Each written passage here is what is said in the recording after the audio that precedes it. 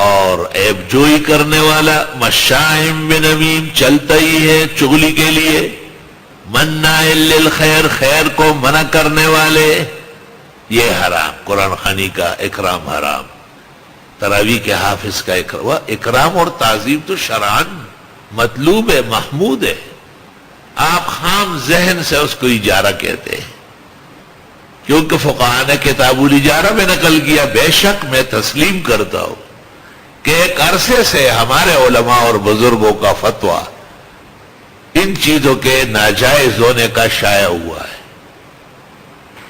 اور آپ اس فتوے کے اتباع کر رہے ہیں، لیکن یہ عاجز بوجود اس فتوے سے معذرت کر چکا ہے، کیونکہ یہ عاجز اور فقیر نبی کے خلاف فتویٰ نہیں مانتا ہے، اور نبی کے الفاظ ہے ان خیر ما اخذتم علیہ اجرا کتاب اللہ، ان احق ما اخذتم علیہ اجرا کتاب اللہ۔ باقی تفصیل احسن الرسائل میں ملے گی آپ کو انشاءاللہ، تمام فقہا کی عبارات جلد اور صفحے ملے گی۔ اس طرح مسائل ہے، ایک بہت بڑے بزرگ ہندوستان کے جن پر ہمیں بھی فخر و شکر ہے، ان کی ایک فرسودہ تحریر کسی ظالم نے جعلی بنائی اور شائع کی، اس میں لکھا ہے کہ میرے مرنے کے بعد میرے لیے قرآن خوانی نہ کرے، معذرت معافیوں کے ساتھ، اس طرح بزرگی کو سلام ہے۔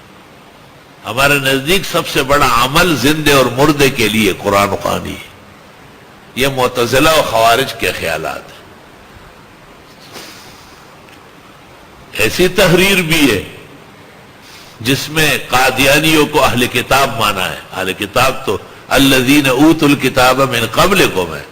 بعد میں تو جو آئیں گے وہ تو زندیق و ملحد ہوں گے، جو نیا مذہب بنائیں گے، وہ کیوں اہل کتاب ہوں گے؟ غلط فتویٰ ہے۔ تو بعض فتاویٰ ایسے ہیں کہ بزرگان دین کو وقت نہیں ملا یا خیال نہیں ہوا، انہوں نے سمجھا کہ کوئی رسم ہے جس پر لوگ چل رہے ہیں، حالانکہ یہ دین کا کام ہے۔ اہل سنت والجماعت حیاً میتاً قرآن شریف کے معجزات کے قائل ہے، برکات کے قائل ہے، فیوزات کے قائل ہے۔